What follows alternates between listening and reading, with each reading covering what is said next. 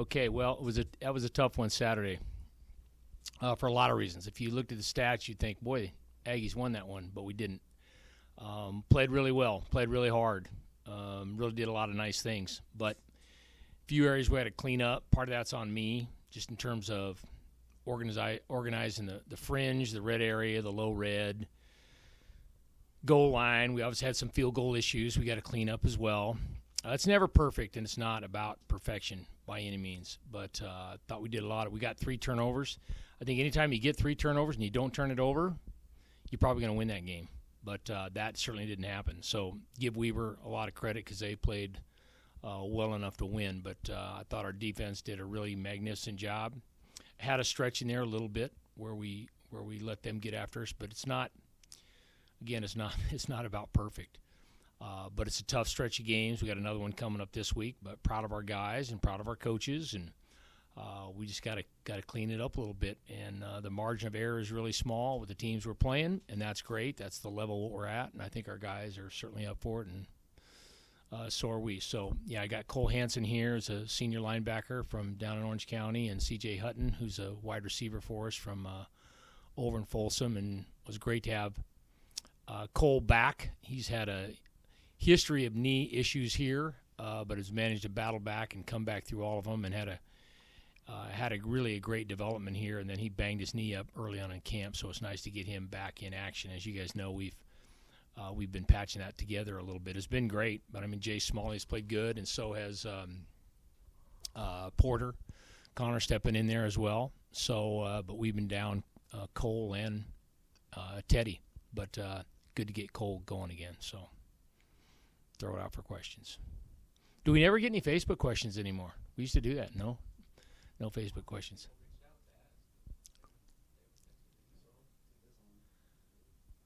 Coach, thanks. You alluded to it a couple weeks ago. You said this is kind of the captain obvious. Two of them. One down the goal line. Scott and I, we thought it was partially blocked by Parker. We couldn't tell. It was. Yeah, it looked like the left hand Yep. got up Yep. there and kicked it to the right. We were going back. But obviously, there's 9 points in a game. You guys played very, very well and hard. 4-6 punts, 3 turnovers. From your perspective, obviously going into conference play, every game's important now. What do you need to do protection-wise, kicking-wise? What are your goals to improve the kicking game? Well, we work on it. As you guys will tell you, we work on it a ton. Part of it is I really trust IG a lot, and that probably puts him in some bad situations because we allow him to attempt some long ones where you probably wouldn't with somebody else. So that's it, is kind of redefining the fringe area and the kick zone area, I think, a little bit for him. The block off the edge, I think, was a combination of things of where we're spotting the ball, number one, our splits and our technique outside, and then the get-off time is kind of a three-fingered approach there. So definitely those are things that we have worked on and are working on because we've not kicked a lot of field goals with regular accuracy. I mean, it was one of our goals coming in the season to be really good in field goal accuracy, and we have not. But I still believe in IG. I do. I think he's a very good kicker. But unfortunately, I put him out there on some long strokes, and that's harder on him. So the deal before halftime, when you could kind of go, well, you should go for it. Well, we went for it on 4th down one time. We didn't get it. We went for 2 and we didn't get it. It's no guarantee. I mean, the thinking for me at that time is don't chase points. It's too early to chase points. You get the field goal, you're down by less than 1 score, and you're getting the ball coming out of the tunnel. So don't force it right here because you're going to have back-to-back opportunities. And obviously, in hindsight, you'd kind of go, oh, yeah, well, you should have gone for it. Well, maybe we should have kicked the extra point when we went for the 2-pointer. Or maybe we should have kicked the field goal and we went for it on 4th down. I mean, so it's being able to kind of just weigh that out and hone that up, and that's players, coaches, execution, play calls, philosophy. It's everything. How about the play of Miles? I mean, he was really good on Saturday night. You threw 57 passes. He stuck in the pocket again. You guys protected him well, and he got rid of the ball when he had to. Yeah, we're the best team in the conference against protecting against the sacks, and Mike Cody's done a nice job. Connor Pettick went out early in the game, and Pete Povey came in and played really, really well for him. So that's a credit to Mike Cody and our guys for being ready.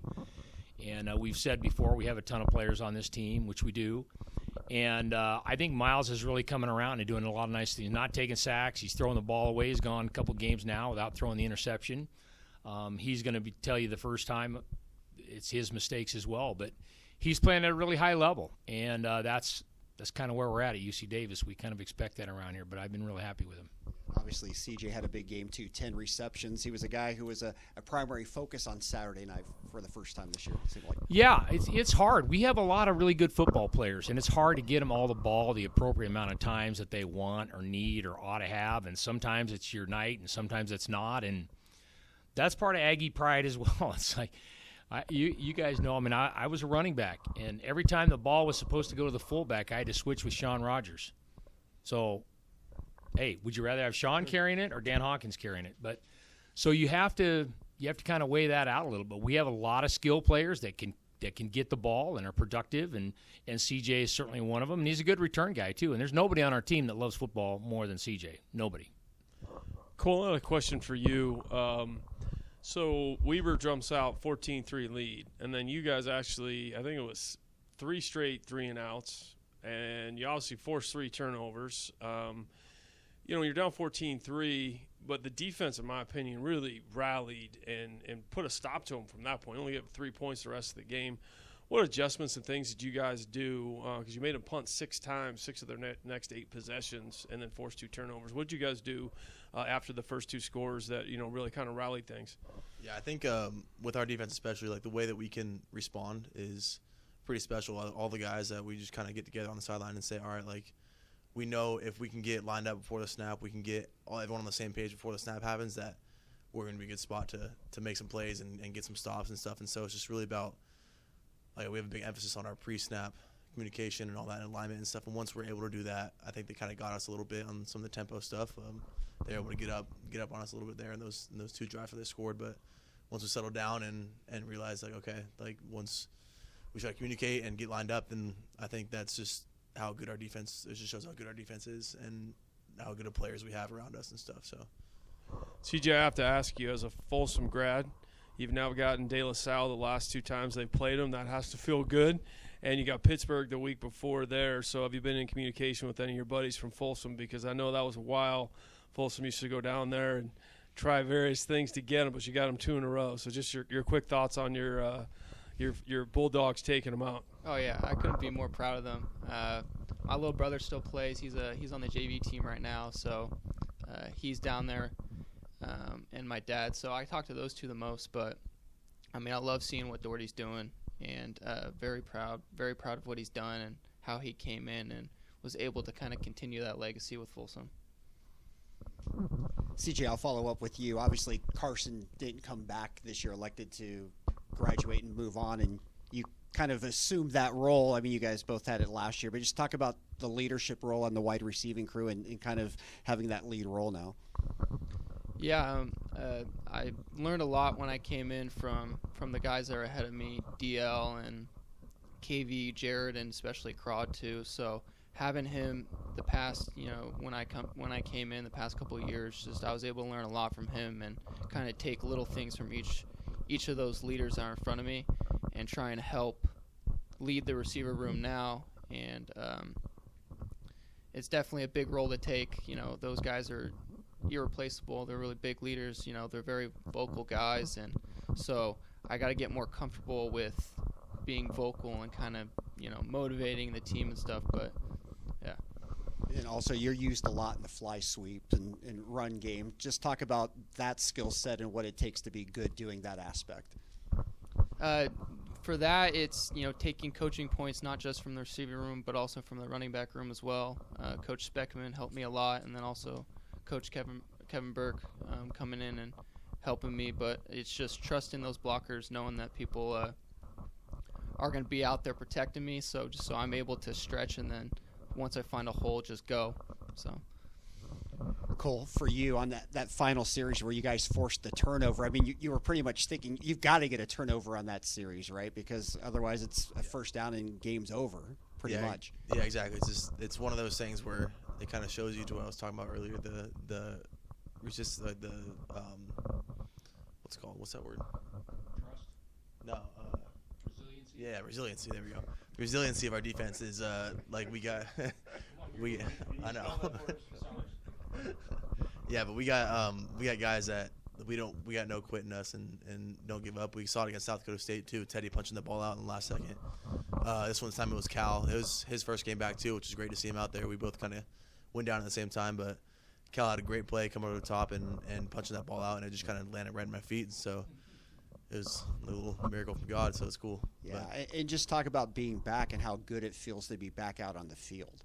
Oh yeah, I've been missing it for sure. Like it's tough to sit on the sideline to see you guys, all your brothers go out there and play and stuff. But I feel they did a really good job in my absence. Jace stepped it up a ton. Like it's been really cool to see him like make the plays he's been playing. I've been super happy for him to see him do that and stuff. But it feels great to be back. Like I couldn't be happier.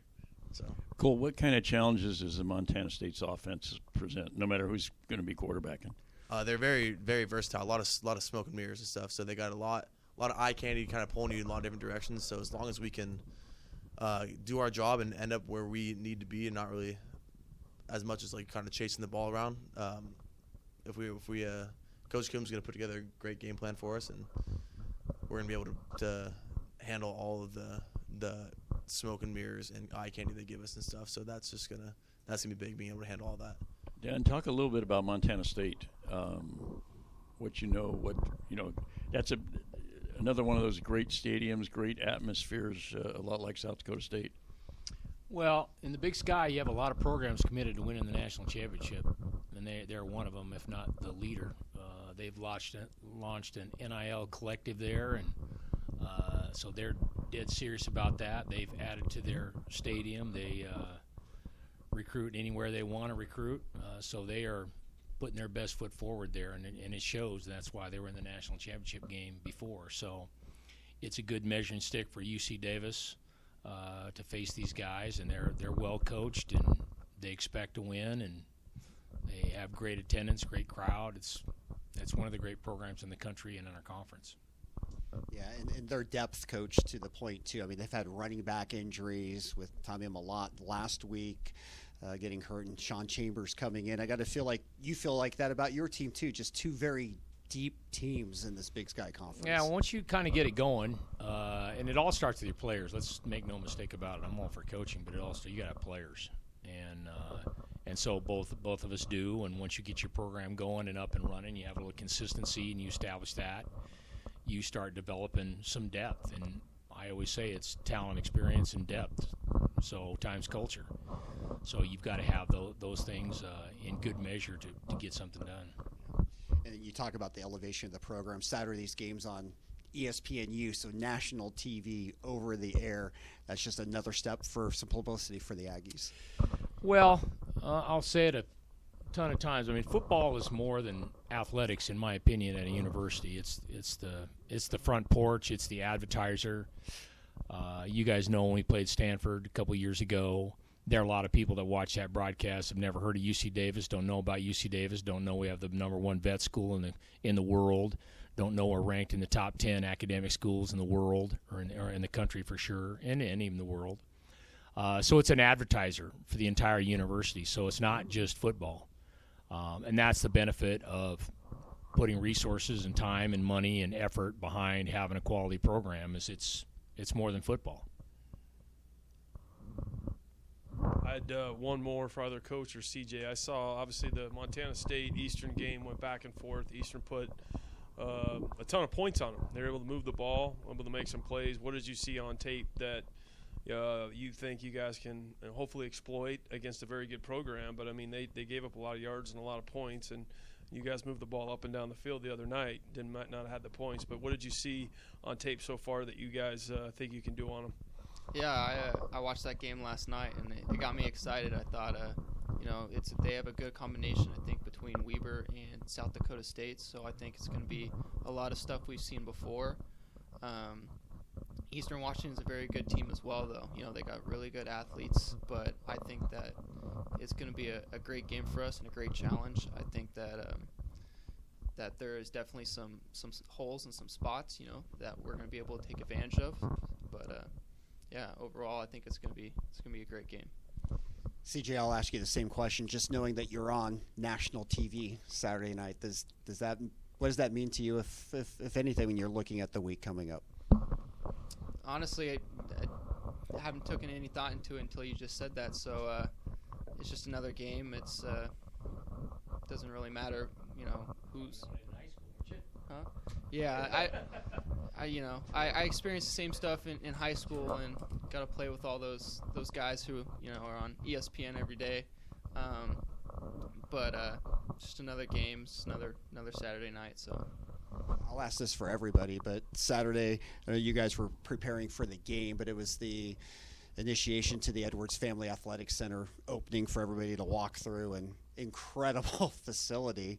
Just want to get your thoughts on what it's like. I know you've been in the weight room and all of that, but to have that facility now. Yeah, it's really cool, especially having it just right next to us, having everything in one place now is pretty awesome. But it's big credit to everyone that's come here before and laid the groundwork for all that and being able to do that before us, all the alumni and boosters and donors and all that stuff also. But it's something else for sure, and I'm excited that we are able to get back in there now. So. Dan, maybe I'll have you talk on it too. Obviously, it's being described as a game changer for the program and for the university. Yeah, you guys have been associated with this program for a long time, and I think to have you got to have people, you got to have enough video people and trainers and coaches and facilities people, and you got to have that, and you got to have the infrastructure. So obviously Bruce Edwards was the main benefactor there, but there were certainly a number of other people that believe in what it is we're trying to do. And I always talk to these guys about who are you, where are you going, how are you going to get there, and why are you doing this. And I think there's enough people that believe in what we do here and how we do it and why we do it, and that's encouraging. And I think it's really spectacular, and for all those people that donated is really, really awesome. We still have a lot of work to do. So, but for those of us that grew up in Toomey and lifted in that extremely small weight room in the rec hall at the time, yeah, it's a little different. But it's the reality of Division I athletics, and it's really about chasing excellence and how good do you want to be, and how do you want to support your student athletes? Because again, that's where it all starts. I mean, you got to take care of their health and their weight room, and there's obviously nutrition concerns and all that. So, yeah, it's really spectacular, and hopefully can continue to keep moving forward. Yeah, and that auditorium's pretty nice for team meetings too. We'll see.